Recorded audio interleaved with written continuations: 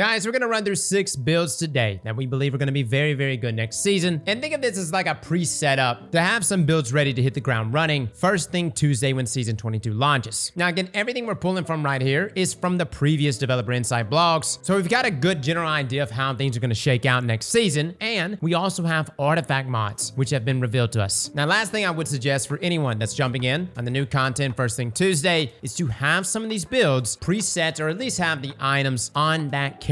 API normally goes down on day 1, which is why you want to have these already preset. With that being said, first we have build number 1, Aztecross.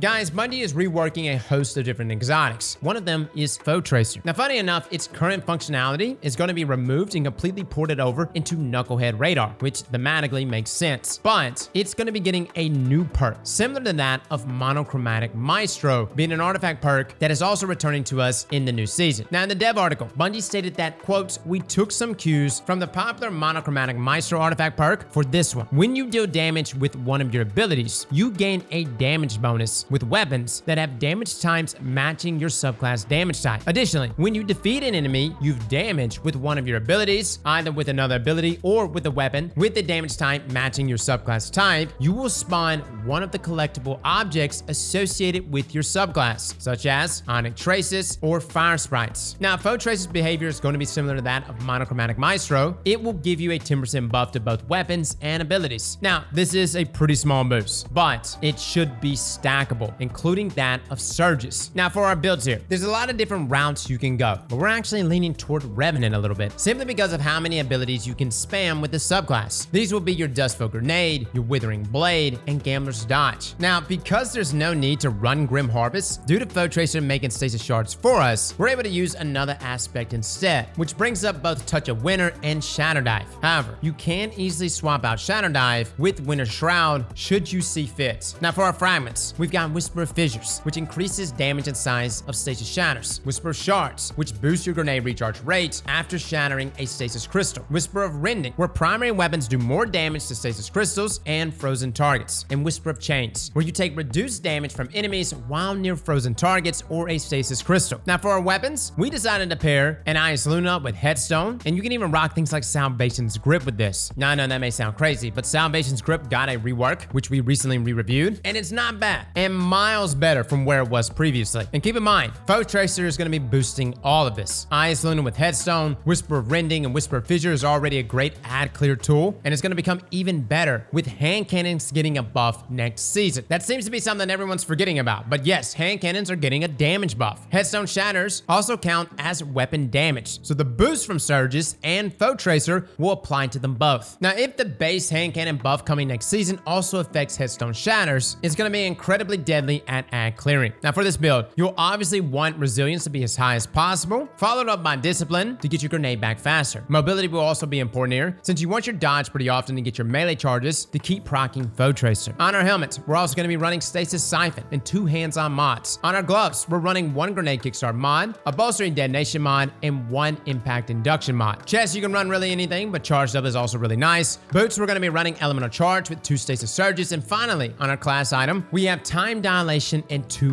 Bomber mods. Now, to simplify this, the gameplay loop is just to spam your abilities, while simultaneously using your weapons to clear ads. If you encounter a champion or a Hive Guardian, or anything else really tanky, just freeze them, whether that be with an ability or Salvation's Grip. Build number 2, Ionic Raspberry. This next build is going to utilize an exotic that many people completely forgot about. That is the Lucky Raspberry. Right now, Lucky Raspberry essentially gives you a chance at refunding an Arc Bolt grenade charge on hit and guarantees your grenade back on 4 hits with a single grenade. Now, this is cool and all, but it's never been very practical. Now, in the dev blog, Bungie stated that, quote, "This exotic was a little too unreliable in its current form, so we've taken a crack at streamlining its energy gains while leaving some of its benefits intact. The exotic still expands the chaining capabilities of Arc Bolt grenades, but now, instead of basing the grenade energy gains on those chains, each time you damage an enemy with the lightning strikes from the jolted condition, as well as each each time you pick up an Onyx Trace, you gain additional grenade energy. Now, Bungie continues, we've also given this grenade the intrinsic ability to stun overload champions. Now you don't have to jolt them and then trigger the jolt lightning strikes just to stun them, making these grenades a more reliable tool against overload champions. TLDR, guys, Lucky Raspberry is gonna be nasty. Really.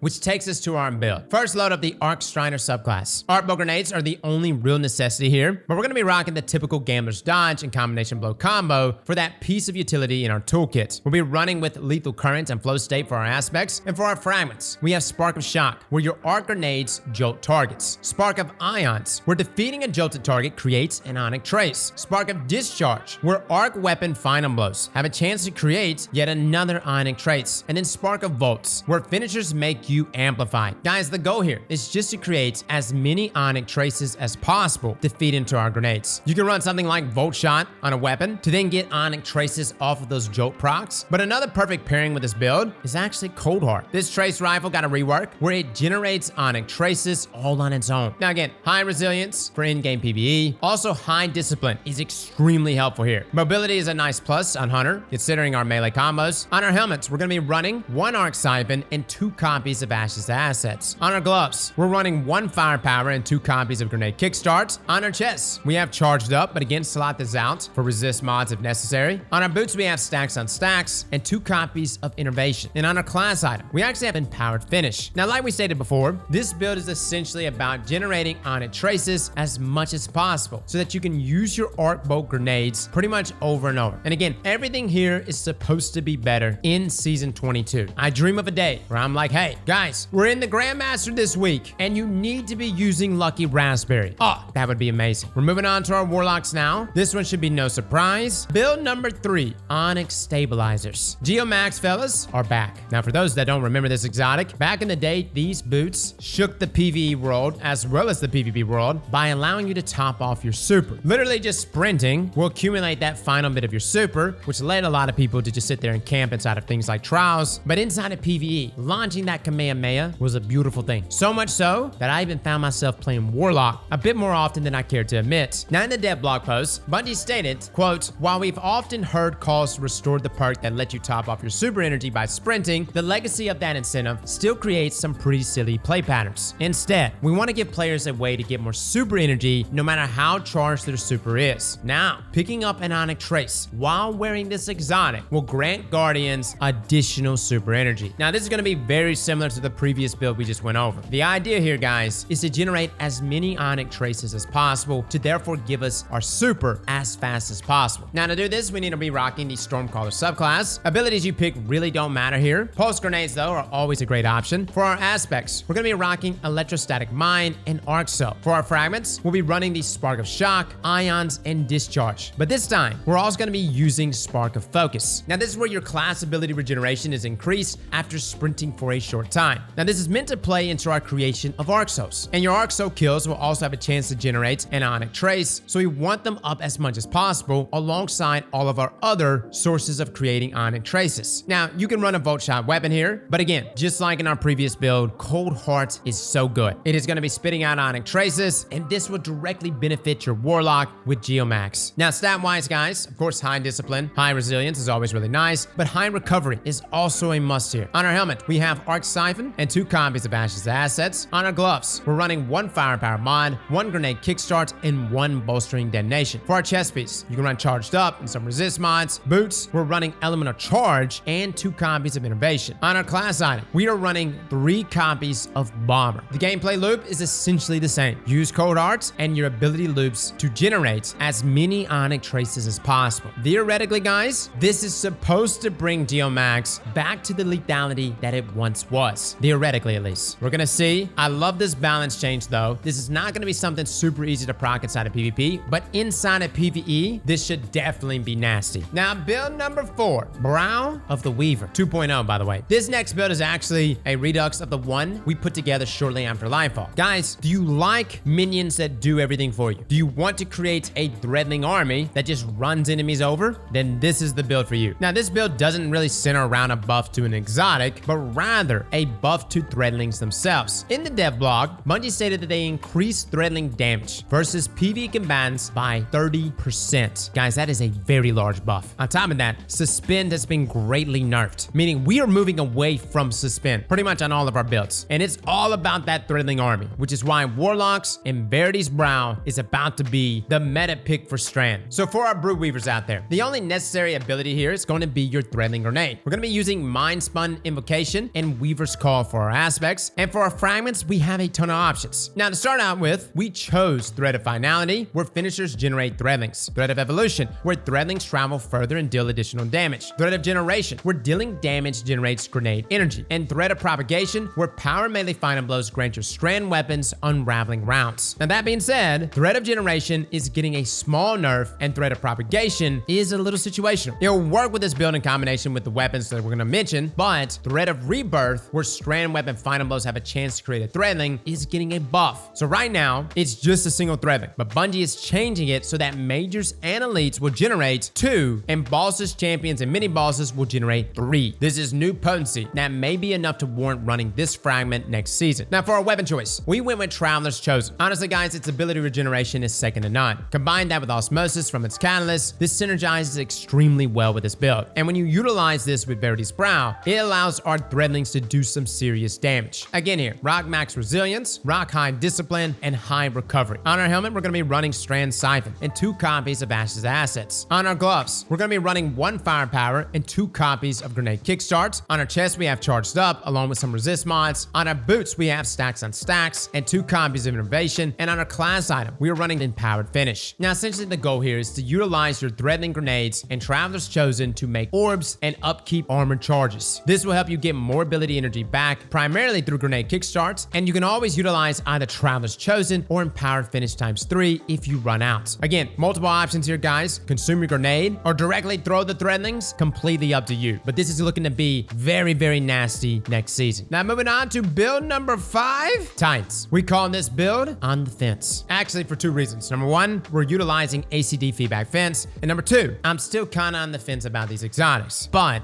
Bungie's buffing them. Quote, this exotic got a complete mechanical rework and now ties into armor charge, increasing its versatility and making it more useful in scenarios where you might not be taking a lot of melee damage. With the new perk, which completely replaces the old, when melee hits give you an armor charge, you take reduced melee damage while you have that armor charge. And taking melee damage causes you to emit a burst of damaging arc energy that jolts targets, consuming your armor charge and dealing more damage based on the number of stacks consumed. Now they gave us a note here. They stated that the damage dealt by the burst of arc energy should be comparable to its current damage for 0 to 3 stacks of armor charge. Essentially guys, you're tankier against melee attacks while you have armor charge, and you'll expend your armor charge when taking a melee hit, emitting a burst of energy that scales depending on how many charges you have. Now the rework sounds interesting, but I won't lie, kinda niche. But we're gonna try to create a build here that will enable us to play within that melee territory and help create as many armor charges as possible. Starting out on our Striker Titan, the Pulse Grenade is always going to be a great option and really our only ability that's really necessary here. But I will say Shoulder Charge is pretty good for those blinding capabilities. For our aspects, we have Touch of Thunder, which helps our Pulse Grenade, as well as generate Onyx Traces on damaged ticks. We're also going to be using Knockout to enhance our melee potential and give us more survivability. For our fragments, we'll be running Spark of Resistance, where you are more resistant to incoming damage while surrounded by combatants, which is perfect here. Spark of Feedback, we're taking melee damage, briefly increases your outgoing melee damage. And Spark of Instinct, we're taking damage when critically wounded, emits a burst of damaging arc energy that also jolts targets. Now we have Spark of Discharge, where arc weapon final blows have a chance to create an Onyx Trace. Now since we're going to be within melee range, we're going to be using World Line 0 as our exotic with the Nikolos SMG rocking Volt Shot. Stat wise guys, we're going to be rocking High Resilience, followed by either Discipline or Strength and Recovery. On our helmets, we're running Arc Siphon and 2 copies of Hands On. And on our gloves, we have 1 Arc Loader, 1 Firepower mod, and 1 Heavy Handed mod. On our chests, we're going to be running 3 copies of Charged Up, with our boots running Elemental Charge and Stacks on Stack. And on our class item, we have Empowered Finish. Now for my folks scratching their heads, wondering why the hell we're running Roll Line 0, we did a deep dive on this exotic. The damage here guys is potent. Bungie did a rework to Roll Line 0, and let me just say, it puts out. So don't sleep on this exotic. And with the changes here listed for ACD feedback fence, we believe this is going to be the perfect pairing for it. Now our final build. Build number 6, Hallowed Sunspots. Guys, we're going to be covering some of the potential buffs Bungie is giving Hallowfire Heart here. In the dev post, they stated, quote, this exotic often stands in the shadow shadow of the more ubiquitous Heart of Inmost Light. To remedy that, we've removed its base energy to solar abilities and replaced it with a perk that will let you build more into sunspots. We think you'll be seeing many more sunspots on the battlefield as a result. As for the perk that greatly increases your ability regeneration rates when your super is fully charged, we left that as is. Now, since we don't exactly know the changes Bungie will be making to Hallowfire Heart, we are hopeful this is going to be bringing sunspots back to its full lethality. Again, Solar 3.0 actually really hurt Sunbreakers. We're hoping Hallowfire Heart and this rework is going to change that. So fellas, you're going to want to be using Sunbreaker, and the only necessary ability here is, of course, your throwing hammer. Now, we don't recommend you using your healing grenade since it's not going to be producing a sunspot, unlike the others. For our aspects, we're going to be running Soul Invictus and Roaring Flames, letting us both create sunspots and gain that damage boost to our abilities after getting an ability final blow. For our fragments, we're running Ember of Torches, where power melee attacks against combatants make you and nearby allies radiant. Ember of Empyrean, where solo weapon or ability final blows extends the duration of restoration and radiant effects applied to you. Ember of Searing, where defeating scorched targets grants melee energy and spawns a fire sprite. Ember of Mercy, where when you revive an ally, you and other nearby allies gain restoration. Now, picking up a fire sprite grants restoration. For our weapon, we're going to be using Sunshot. Now, considering hand cannons are getting a buff, this is a no-brainer. Sunshot is going to be taking advantage of that. Its explosions also scorch targets after its rework that could then create a ton of fire sprites. Now, you're going to want a solid mix of resilience, discipline, and also some recovery. On our helmets, we're going to be running Solar Siphon and 2 copies of Hands On. For our gloves, we have Heavy Handed, Grenade Kickstart, and Impact Induction. On our chest, we're running Charged Up, and on our boots, we're running Stacks on Stacks and 2 copies of Innovation, and our class item, we're running Empowered Finish. That's right, guys, we like going for finishers. This is the base of what will help you generate sunspots in the current sandbox, and hopefully, this reworked Hallowfire Heart is going to amp things up to 11. Now, finally, Bungie released an article covering the new artifact mods that are going to be featured during Season 22. Pretty much all of the subclass elements, besides Stasis, rest in peace, are going to be featured here, mostly under the form of elemental orbs. Now, these act pretty similarly to Strand Tangles, and when you're using weapons matching your subclass while having one of these artifact mods selected, you will generate an elemental orb. Now, from here, you can pick them up and throw them, and the resulting explosion will have a different effect depending on the element. For example, Void Orbs will make enemies volatile, Arc Orbs will jolt enemies, and Solar Orbs will scorch them. Now, there's a bunch of artifact mods that enhance these. You have things like Elemental Fury, where stun champions take more damage from abilities and elemental orbs. Refreshing Pickup, where picking up a Tangle or an elemental orb grants energy to your least powered ability. Elemental Embrace, where subclass elemental buffs grant you bonus recovery and damage resistance against attacks of the matching energy type. Elemental Munitions, where combatant final blows with Tangles or elemental orbs have a chance to drop special or heavy ammo. And Frenzy Stacks, your armor charges grant bonus damage to your thrown Tangles or elemental orbs, with your armor charge now decaying over time. Now, I know some of these don't really sound that great, but we're going to try to make the most out of them. It's really going to come down to the potency of these mods. And with the builds that we mentioned above, there are ways in which we're going to be able to slot these in and utilize those builds even further. Hopefully, these mods are much stronger than they look on paper. So guys, that's it for now. These 6 builds should be good options going into the new season. We can't wait to actually try them out in the wild. And if it's anything like the launch of Season the Deep, a lot of these changes will be stronger than they seem to be on paper, or at least we hope. Fellas and ladies, thank you all for coming and watching. And as always, slap that like button like your mama told you right.